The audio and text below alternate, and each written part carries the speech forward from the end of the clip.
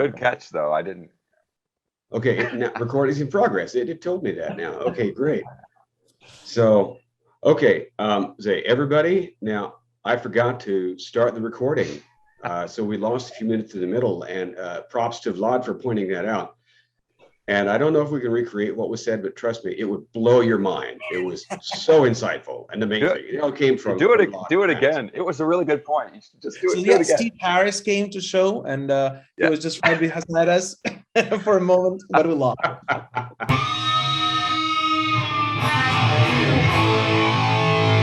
Hey everybody, just me again, Wayne. And this gives you some indication of what we're going to be talking about today. Although I know some people like the thumb in, I prefer the thumb out myself. I don't know. It's a personal choice. It's a lifestyle choice. You've got to decide for your own self. This is the second part of my discussion with Max Carlisle and Vlad Stodnik about 80s heavy metal. How it started, what happened to it in the 80s, and how metal in the 80s led to metal that we have today. So the first part, if you haven't checked it out, by all means go back and do that. And I hope you like this one too. And let me emphasize that both Max and Vlad have really great YouTube channels.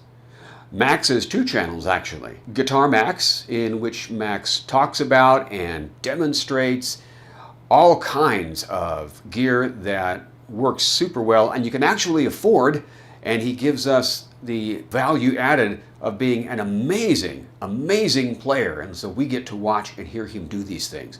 And that's not all that he does. He also does some instructional videos, apart from the instructional materials that he has that you can buy.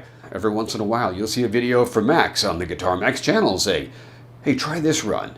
This will sound really cool. And inevitably it does. Although it always sounds cooler when Max does it than when I do it. For whatever reason, I don't know. And his second channel, Heavy Metal Horizons, is about Max's love of airplanes and cars and other things that are literally heavy metal.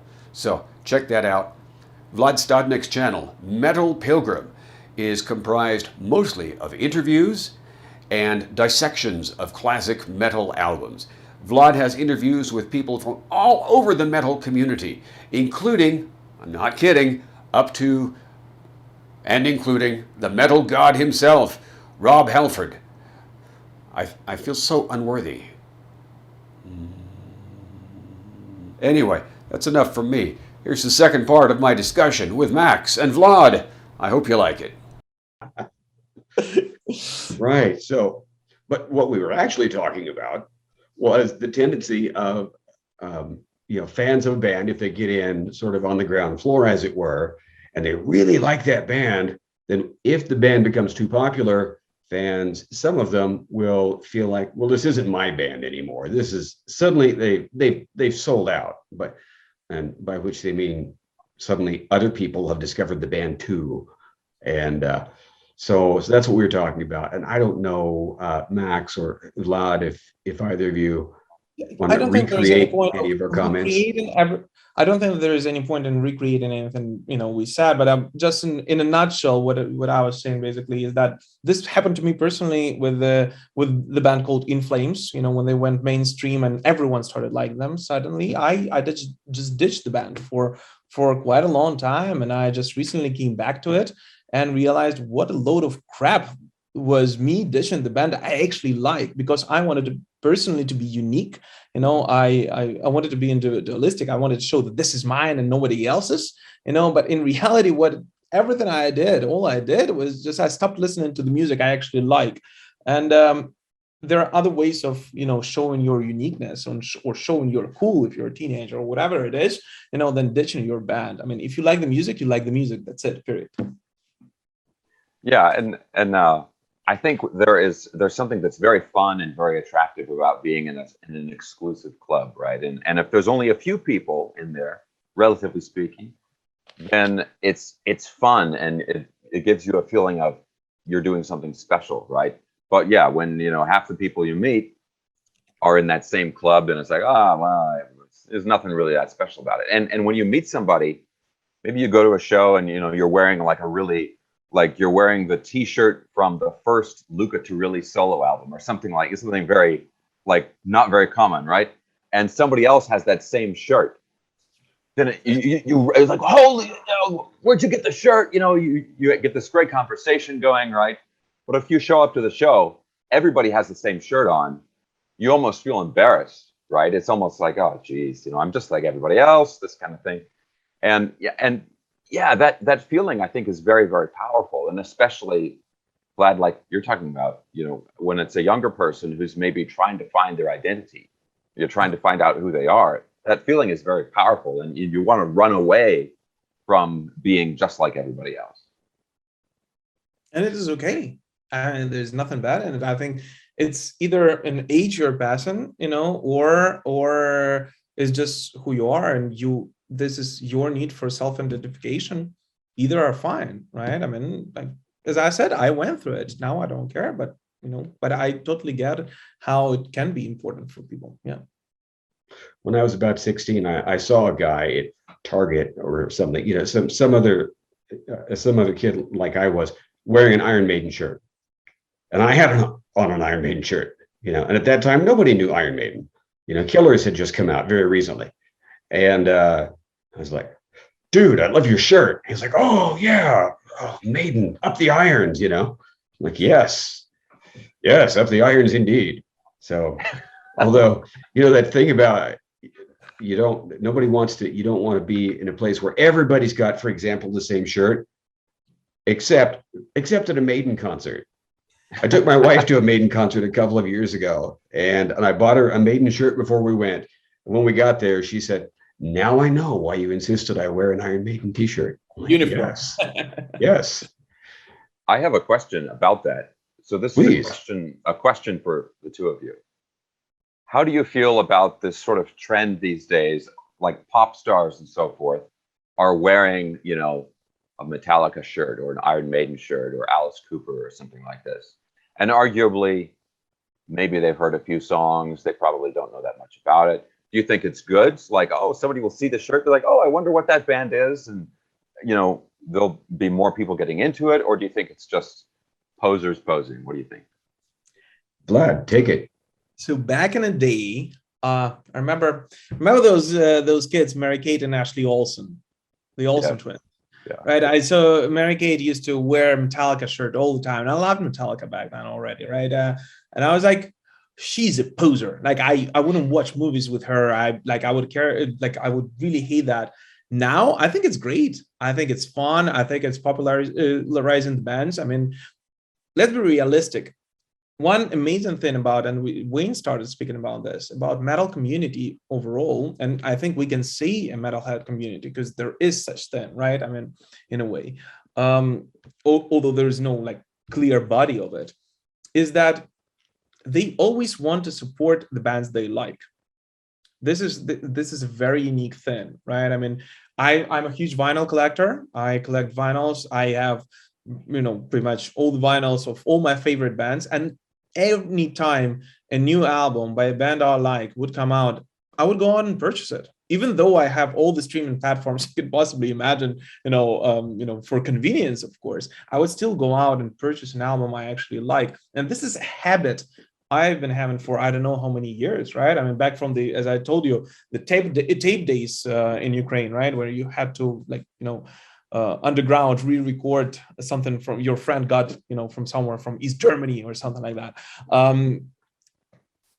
And if you really like a band and if you really want to support it, why would you possibly be so clingy about it that you wouldn't let the band grow? I personally don't get it, right? I mean, this will clearly open, many people's eyes, at least to a logo. And next time they will hear a song, they will see, for example, a new single coming out on Spotify, they will possibly listen to it. And if they like it, they will purchase an album or go to a show, or I don't know, just get a t-shirt themselves already. I mean, I don't get it. I think it's great. I think it's cool. I personally don't care about it, even if it's a posing thing.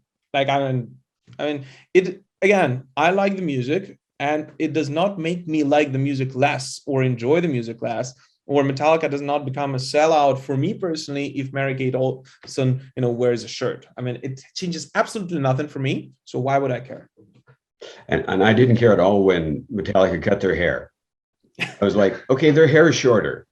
and although I wish they could have somehow gifted their hair to me, but that's a whole different depressing topic. But yeah, I'm totally cool if a pop artist or someone wears a metal t-shirt. Lady Gaga going on about her love of Iron Maiden, and I'm sure you read or heard this interview when someone asked her, so people say you're going to be the next Madonna. Does that excite you? And she said, not really. I'd rather be the next Iron Maiden, because look how long their careers lasted, and they're still selling out stadiums, And I was like, yeah, cool, go, lady. I forget what her actual name is. So, what are I we think. next? Well, I was just going to say, I think one thing that's interesting is when people are wearing these T-shirts and so forth. I love the fact that it's a metal T-shirt that they're wearing, because they're not wearing. I don't see any pop star wearing a country artist shirt, or the greatest polka player of all time or something. I mean, there's something about metal that sort of, they want this sort of street cred or something that metal has, and it's a compliment to the genre.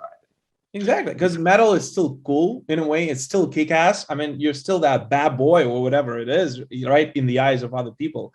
I mean, it's a thing. I mean, people still look at metalheads a lot of times as somewhat the outcasts in a way sometimes, but kind of very cool outcasts that you don't understand them. They're this elite genre on their own, somewhere far there, but and you really don't understand them, but it looks cool.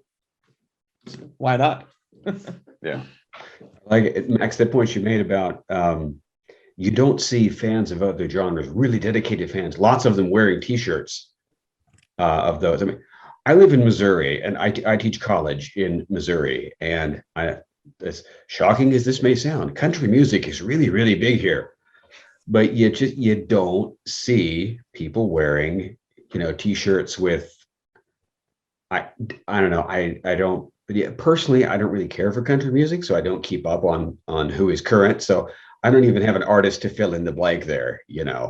I was going to say Garth Brooks. Wait, no, he's too old. I don't know. But I do get like kids in the classes that I teach who and not many of them, it's a small percentage, but they'll wear their metal T-shirts just as everyday garb. One young woman wore a Ghost T-shirt. She seemed to have 4 that she cycled between, but that's what she wore all the time. And I'm kind of lukewarm on Ghost, but I admired, I admired the dedication there. Let's see. I'm squinting because I don't have my glasses on. I could put them on, but that'd be stupid, Wayne. Why would you do that? So I don't want to keep you guys, longer than you've committed to. Couple of quick questions about 80s metal. I mean, the 80s saw such an explosion, right, of subgenres and so forth. What would you argue are 2 or 3 or 4 of the most, this is a really subjective word, most important metal subgenres to emerge from the 80s? As I say, I know important is very subjective. Max, do you want to go or should I? Well, I think there's important to metalheads, and then there's important to music at large. In a way, I think hair metal might be one of the more important ones, because I think in a lot of ways grunge was a reaction to it, and alternative and grunge, I think in some ways was a reaction to hair metal, and that affected music so much. I think it affected music in a bad way, but it had a very, very kind of, for the next 10 years, everything had that sort of alternative sound, which I wish I could get out of my head. But, but yeah, in terms of the influence on music, I think hair metal might have been certainly, maybe not the most important, but certainly one of the most important. Okay. Vlad?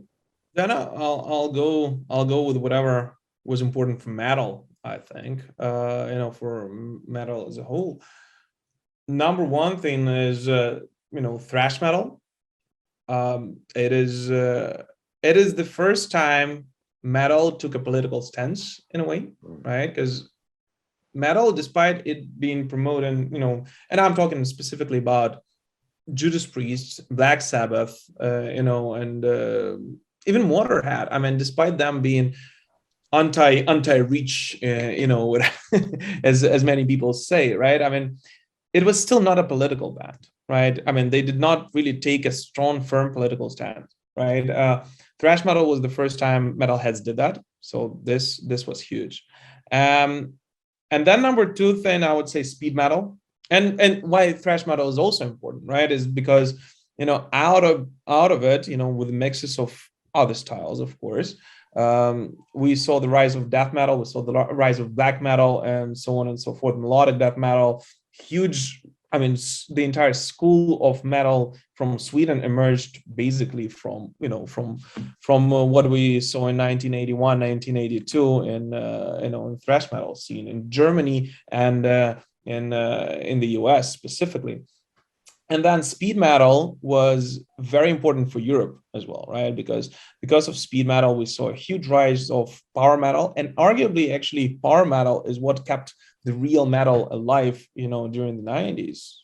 I mean, a lot of people actually think so, right? I mean, they've added something new. They added this melodical fantasy component to it, which was very important, right? It was fresh, it was new, it was speedy. As a counterpart to some slower, it is really interesting because in the end of by the late 80s, metal subgenres started going very different ways. Some of them were slowing down and getting heavier. Some of them were speeding up, and I think that personally, speed metal and subsequently power metal later on became extremely important for metalhead community, and that's what kind of kept the heavy metal going through the 90s, at least in Europe. Then we have modern power metal, which I'm not personally a fan of, but and I wouldn't really even call it power metal. I would come up with a new name for it. This is my goal in life. No, I'm kidding, of course, but I would actually come up with a new name for it, because calling it power metal is not really fair to the genre. But those real quick follow-up. Now, when you refer to modern power metal, who are some bands that you're thinking of? I mean, there are a lot, and those are great bands. And just don't get me wrong; those are great bands. They're very professional. They're great, and I enjoy a lot of their songs. I just don't think that they should be called power metal, right? I compare them to Halloween and Blind Guardian, And if we're talking about Sabaton, for example, as a modern band, I mean, I cannot compare it to Halloween. For me, those are two different genres. I can compare Halloween to Blind Guardian, 100%. Right, and both of them are power metal for me personally, right? Sabaton is not, right? Windrose, a very modern band, a great band. I mean, I love them. They're very catchy. They're very upbeat. We're very outgoing. Powerwolf, for example. I mean, great musicians, amazing musicians. But I don't think that they fall in the same genre as Blind Guardian does, right? And I think it would be fair for both them and the older bands to come up with a new name for them, because that's just the way I personally see it. Cool. Well, gentlemen, do you mind if I ask you one last question? Fire away. I think we might as well end on just a purely fun note. Hopefully fun. Just as a fan, what is one of the most memorable experiences that you have had related to 80s metal? Now, it doesn't have to have been something that happened in the 80s, but something that's related to one of those metal traditions, or one of those bands who soldiered on past the 80s. I'll start if you want. So in 2015, I was on the Monsters of Rock cruise. And I was playing in a band, that was performing on the cruise, but there were, a bunch of hair metal bands, Winger was there, and, this kind of stuff. And I always love it when you have those moments where maybe you meet someone in real life who you've seen them as sort of almost like a fictional character, and then you finally meet them in real life. So the ship had stopped at one of the ports or whatever, and people were getting off, and it was like, you're going to go to the beach and then come back on. And Sebastian Bach was getting off the ship. And he was trying to take something from the ship with him. And it was like it was like a plate and a mug and like silverware, like this kind of stuff. And they were like, no, you can't take, they were stopping him, you know. And he got in this huge argument with the people on the ship about, he's like, don't you know who I am? I'm Sebastian Bach, like this kind of thing. And it was just this surreal, like watching this happen. And I'm like, wow, like that's exactly how I would expect a hair metal lead singer to act, you know, and it's real, like that's really happening. 100%. And it was a perfect moment, you know. That's awesome. You were saying that I can picture it in my head. I mean, this is exactly what I would expect from Sebastian. Oh, that's funny. I mean, for me, it's got to be also about meeting one of my heroes, either it's Rap Halford Lammy or Steve Harris or Bruce Dickinson, someone like that. I'll tell the Iron Maiden story because I ditched the Iron Maiden vinyl for Judas Priest in the beginning of our conversation. So I'll make it up for them. But it was 2006, 2007, something like that. I lived in Costa Rica, in Latin America. And Iron Maiden, for the very first time, would go to Costa Rica, on tour. It was Somewhere Back in Time tour when they reenacted their legendary, legendary 1980, what it was, 1988 tour. Yeah, correct. I think it was the tour that they recorded for the Flight 666 DVD, wasn't it? Yeah. Okay. Yeah. So that tour. And all of Costa Rica is going crazy. Like, I mean, everyone, the entire country is only talking about Iron Maiden coming to their country and performing there for the first time, because there are people going from all over Central America, you know, coming to Costa Rica to see that show. So no one knows what time they are flying in.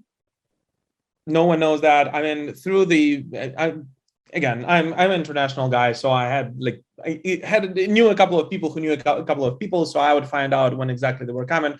Came to the airport to meet the guys. Of course, I couldn't get even a couple of kilometers close to it because everything was locked. I mean, there were like thousands of people waiting there. Of course, I mean, and they've been waiting there for 2 days straight by the airport because no one knew when they were coming. And I was like, I mean, no luck there. I just saw the plane coming in, and that was about it. But later on, again, everyone who was waiting there wanted to go to see, where they would stay at which hotel. Through the help of people who knew people, I of course found out, one of the two possible hotels where they would stay, and I would go there.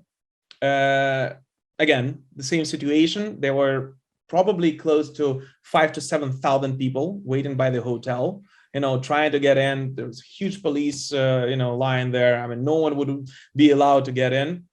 Yet me and my friend, I mean, he was from Egypt. I mean, we looked nothing like Costa Ricans do, right? I mean, and we would take off all the shirts we had. I mean, I wore a very nice shirt. I think I wore a suit, actually.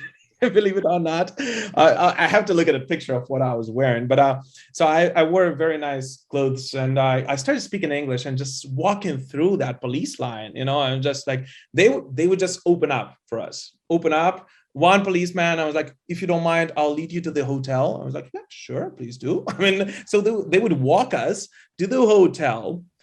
I mean, they were like, do you want to drink or do you live here? I was like, no, I'll get a drink at a bar.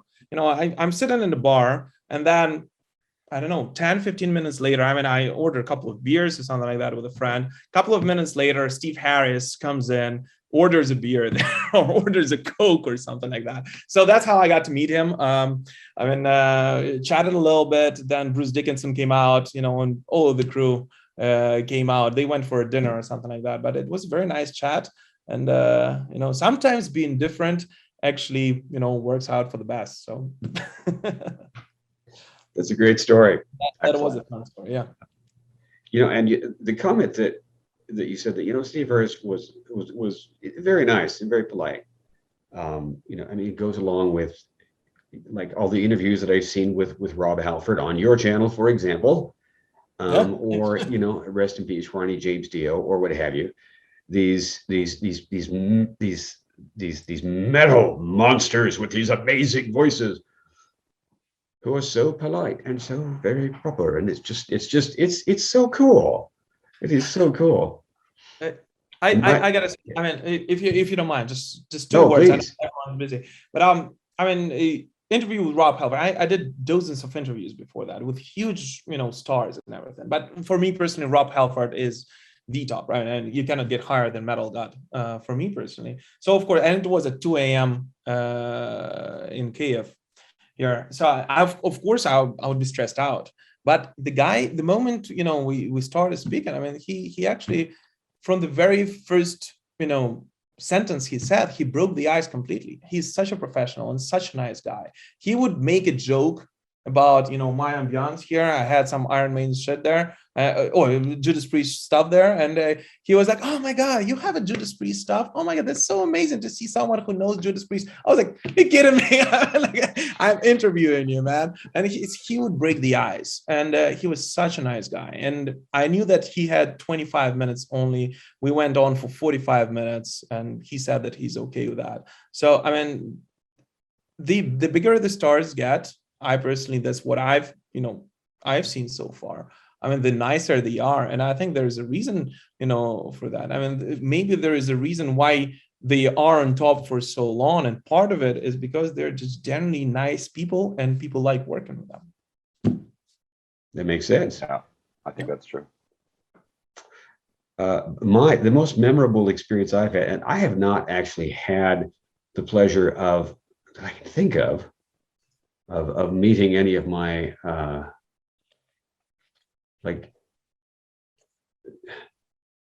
meeting any of my personal metal gods, members of the pantheon, in person. The most memorable experience I think I've had that connects to 80s metal was actually in 2000. I was at an Iron Maiden show, and it was a Halford with his solo band, who I thought were amazing, and then Queensryche, and then Maiden. And it was either between, I don't recall if it was between Halford and Queensryche or between Queensryche and Maiden, right? Where there's this break where they take down all the equipment and they bring the other band stuff in there or bring it forward. And so let's say, I don't know how many people fit in that little amphitheater, maybe 12,000.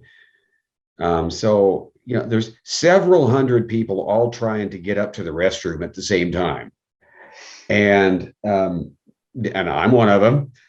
We get into the restroom, and I saw a guy with a little kid, maybe 10 years old, a boy, and as was his dad, I assumed that he was with.